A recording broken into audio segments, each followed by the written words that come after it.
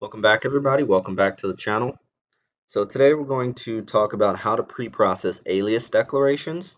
So we're going to go back to our pre-process function that we talked about in the last episode, and we'll just kind of start from there. First thing you want to do is in your switch statement, you want to create a alias declaration, and you want to call preprocess alias declaration. You want to pass in the branch or the AST that we're going to process.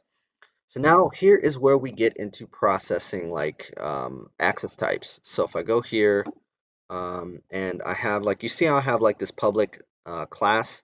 So if I create like an alias, so if I say like public alias, and then I don't know, I say var as number or something, then we're gonna need to process this. Now this code is actually gonna be used for variable declarations as well.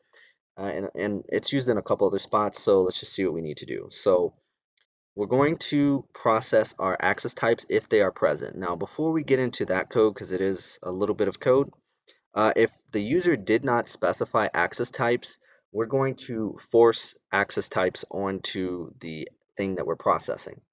So if we're at global scope, we're going to say it's public, otherwise it's private. This is merely personal preference. You guys don't really have to, like, it doesn't matter what default access specifiers you guys want to apply, but this is just what I decided to do. So after that, we have our variable declaration or variable access flags. So you want to pass in the reference to the flags list, as you can see here. And then you want to pass, or you want to get the sub AST of AST access type and pass it into this function. Once we go into here, this is how we're going to process access flags. Now, it is a bit convoluted. I don't know of a better way of how to actually do this, so hopefully it's not too confusing, but we basically have an error position. We for loop through all of our flags because they're going to come in as strings. So we're going to convert the access type. So we're going to get the string value and convert it to an access flag. If I go into that function, we can see here we just pass a string and we check to see if the flag is equal to each string value, and we return the appropriate access flag. And of course, catch all, we return flag undefined.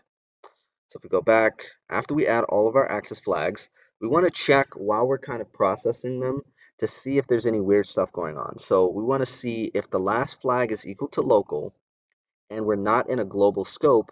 I'm going to basically block the user and say invalid access specifier. Access specifier local can only be used at global scope. This is again another thing that I am deciding to do. If you have a class, right? Like if you have in this syntax.sharp, if I create a variable inside of here, like for instance this one, if I say local, that doesn't make any sense. If I don't want this variable to be accessed by other classes or anything else, just put private. That's what private is for. So it doesn't make sense to have a local variable to only be accessed within the current file. So I'm limiting local access flag to static values or global, yeah, pretty much static global values. So if I go back to, what happened to the compiler? If I go back to the compiler, you can see here, so after that, otherwise, if the last flag that we just added is greater than static, meaning that it is either stable, unstable, extension, or undefined. Actually, I need to put this as a value. So I'm going to say 1000. So if the flag is either one of these, then obviously it's an issue because as you can see here, these flags are for classes only. You can have a stable class, an unstable class, and an extension class. So if the flags are anything greater than that, then obviously we'll just set the error position to wherever the access flag in question that broke things is. And then after that, I go to the error. So down here, it's just an if statement for false, and it's just a go-to statement where I basically say inst invalid access specifier, and I get the token value of the line and the column based on the position of the access flag that was found in the AST. So this is how I print out dynamically which access specifier broke things. So I do that, and then after that I have, so once we basically process our for loop, we're going to have a flags.size. We want to check to see if that's greater than 3. Now, the reasoning behind this is you're never going to have more than 3 access flags. Because when you really think about it, if we go back to our, where is it, our access flag thing, you can only realistically have a public or private or protected in conjunction with a constant or static. You can't have a public local because that doesn't make any sense. And you can only use local when you're at global scope. So it makes sense that you could have a local constant static or a public private, like I said before. So that's the reasoning behind that. So if we have more than 3 access flags, we just say invalid access declaration. Too many access specifiers found, and I just passed the line in the column for the current AST that we're inside of. Now here's where I do my convoluted error checking for access flags. So basically the concept behind it is, right, so you're going to have several different formats.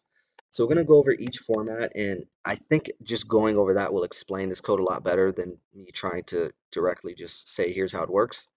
So the first format we have a less than or equal to. So we check to see if the first flag is less than or equal to protected. And if so, then that means that it's either protected, private, or a public. So if we do that, then we have that. So let's say public, public, or it's potential local, but let's ignore that for now. So what we're going to do is we're going to check to see if flags.size is equal to 2. And of course, this guarantees that well, I mean, we're not going to return out of this function, but we will just have 2 checks for whether flags is equal to 2 or 3. So if flags is equal to 2, then what comes after public? Well, if you look here, the logical next step is either constant or static. So if that's the case, then what I do is I say if the next token is equal to constant or static, then we're all good to go, meaning that you have a public static variable or whatever you're trying to create. If we have, or we also have a constant. So we could have a public constant variable, and it's going to be one of each of those. So we're not going to have public static constant because, again, the total size of the flags is 2. So we're going to have both of those. Otherwise, we'll have a 3 where it is required to happen in a certain chronological order. So the order that I have is basically static and then constant, meaning that you can't put constant before static, you can't put public after static, vice versa, right? Like Java does this. There's a specific order that you have to put them in, and honestly, they make sense, right? Like you're setting who can access the thing that you're trying to create. You're setting how it's accessed in terms of a memory standpoint, and then you're just saying whether or not it's a constant. So I think it makes sense. That's kind of why I did it. So this is kind of how that works. So now we have the other case where we have a local. So it's the same thing. If we have a local, then we do all these various checks. If we have 2, it's either going to be static or constant without this value. Otherwise, if we have 3, then it has to be in this order: local, static, constant. So that's how that works.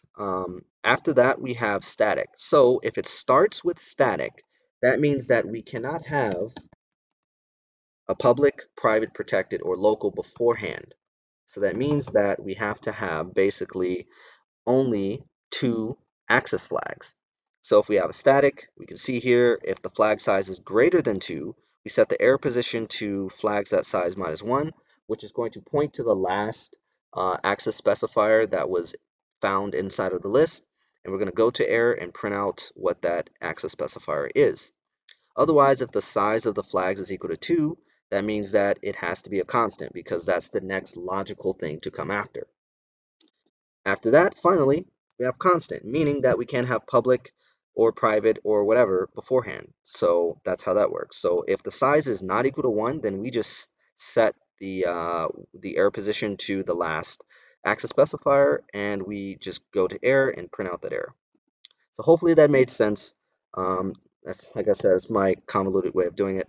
So if I go back to file, preprocess, alias. All right, so once we have successfully processed or parsed the variable access flags, then we want to double check. So even though the user has specified access flags, they're not guaranteed to have all the access flags. So we just want to add them in case they don't exist. So if we're at a global scope, We want to basically say if we have none of these, so if we don't have a public, private, or protected flag, we want to just default to public. Otherwise, if it's not at global scope and we don't have a public, private, or protected, we default it to private. So that's kind of how I do that. Now let's look at the actual code. So if we look here, processing aliases aren't that difficult. So what we want to do is we basically want to have a flag, or we want to search for the static flag. And if so, we remove this static flag and we say warning W access. The access specifier static is ignored on aliases. And the reason being is because aliases, I mean, they're not inherently a memory construct, right? Like if you create an alias of a var or of a class, it's not technically a real thing. You're just referencing some piece of data as something else.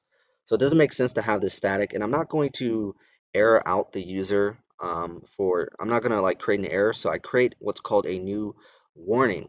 Now, I don't think I've gone over this, so this is gonna be the first example where we see warnings in my compiler. And I actually think, do I have a warning that I can show? Yeah. So here's the format for warnings. So it's the same thing. You have like your file that it was created in or that the warning was found in, the line, the column, and then warning, and then whatever the message was. So so if you guys remember, right, way back when we talked about warning switches, and I had various different warnings, and I allow the user to effectively pick which warnings they want to disable.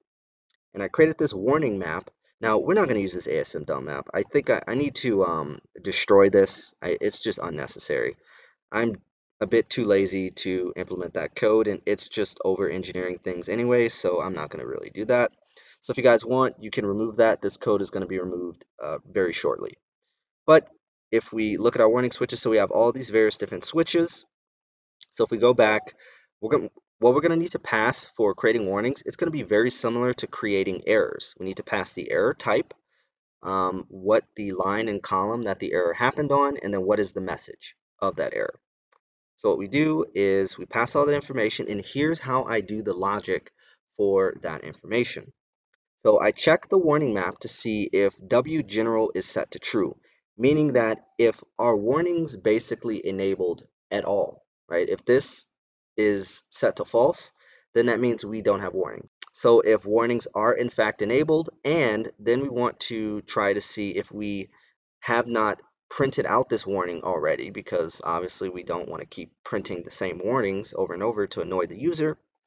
What we want to do is we want to basically say if warning map of type, so we pass in the type. So the idea is that the integer that you're passing in is the integer of one of these switches. Now, obviously, this isn't a safe thing to do, but I'm the compiler developer. I know how this code works, so it's gonna be safe to assume that the information I'm passing in here is fine. Ideally, you'd want to pass in an enum instead of an integer. So instead of having like these define statements, create like an enum if you guys want to be safe about it. But yeah, so that's what I do. And I basically check to see if that warning, that specific warning type is enabled. If so, then I also check to see if W errors is enabled, meaning that we want to enable warnings as errors. So if we want to basically convert all warnings to errors, then we can basically do that. So what we do is we end up just passing all this data and to create new error. Otherwise, we add the warning if W errors is set to false. We add it to our warning list, and then we just create a new warning. So that's how I do that. So if I go back, it's going to be really hard to navigate this, like constantly getting away from the actual code. But let's see. So after we create our warning saying that the access specifier is ignored, we want to check to see if we find the constant access flag. And if so, and now in this case, we do want to error out because constant is not allowed on aliases because it doesn't make any sense to have a constant. Um, so again, personal preference. This is just the rules that I have for my language, so it is what it is. So you guys can do whatever you want. This is not really that complicated to alter, but here's how we basically pre-process our alias. So again, we're building the skeleton, so remember that. So when we're actually pre-processing everything in our compiler, the purpose is not to try to figure out what the types of everything is. It's to figure out what are all of the various things and components that we need to figure out the types of. So that's the purpose of preprocessing. So you want to get the name. You want to set up your metadata. It's the same way I set it up everywhere else. I just literally copy and paste this code everywhere. After that, you want to create an alias pointer of previous alias, and you want to try to find this alias. So you want to try to access the current scopes class, and you want to get the alias. Now, what that function does, I mean, we've already gone over this before. It just like for loops through all the aliases and checks the name. But what's cool about this is the fact that at the global scope, we have our SRT global class. That's going to be the global umbrella to hold all of the information. So we don't have to access that class. We just access it dynamically through accessing the current scopes class. So whether we're inside of a nested class or at the global scope, it doesn't matter. So it works out perfectly. Of course, we do not want to look in the base class, so we don't want to check the base class here. So we set that to false because obviously you can have the same names of the same variables in nested classes in terms of a class hierarchy. And if so, if we found it, then we want to just pretty much say previously defined. This is the same code that we saw when we created our first class in the last episode. So we just want to create a warning, say it was previously defined, print the note, and that's it. And of course, we want to return null if that's the case. So when we pre-process this, I don't remember if I use this anywhere, like the actual return value, but we'll see later on when we get to it. So you want to create the alias, and I don't think I have to go through this anymore. You just pass in all the standard crap that we pass in everything else.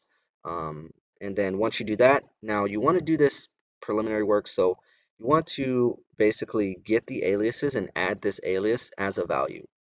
So that's how you add it to the class. You also want to get the alias and set the AST and the full name of the actual alias. Now, one thing that I want to make very clear, and that is that if you guys notice, well, I mean, we haven't gone too much into the code yet. I mean, this is pretty much it. Like, we're done processing aliases. We just return the pointer to the variable that we just created. But one thing I want to make very clear is that at the pre-processing stage, you do not want to create addresses. Meaning that if we go back to our syntax file, you do not want to assign addresses to classes. Like, you have all these classes and you have like these memory addresses of 6, 7, 8, whatever. And then I also have addresses of functions. So like each function here, and let me go to an actual, like, let me search for the main function. If I search for the main function, you can see it has an address of 2215. You don't want to set addresses of functions, classes, and fields at the pre-processing stage because we're going to do that later on. We want to make sure that we've processed everything first so that we can accurately generate the appropriate address for the thing that we're trying to access. So I just wanted to mention that that's pretty important. That was definitely a pain in my butt before. In my other compiler, I didn't do stuff like that. So just keep that in mind. But yeah, so that's pretty much everything. This is how we pre-process an alias declaration. I'll go back to the file just to make sure. And if I scroll down, yeah, yep, so that's it. So that's going to be it for today, guys. As usual, if you guys would love to help support the channel, definitely head over to my GitHub repository at androidevcd/sharp. And when you do, definitely watch, star, and fork this repository. That's going to give this language a lot more visibility and let other developers know this language exists. Also, if you're curious about learning maybe some of the things that I've been up to on a daily basis, you can head over to the remastered branch. In there, I write some pretty wordy commits so you can kind of get a gist of what I've been up to without really having to look too much in the code. Also, if you guys are curious about learning maybe some of the things that I'm looking to add to the language in the future for this YouTube series, or maybe stuff that I've maybe done in the past, you can head over to the docs folder. And there's two main files. So there's a changeless file, which is pretty much all old updates as far as releases go for the programming language.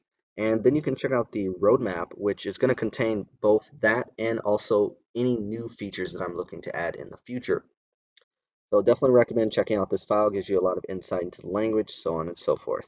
So that's it for today, guys. As usual, if you guys are new to the channel, definitely consider subscribing, and until next time, I'll see you guys later.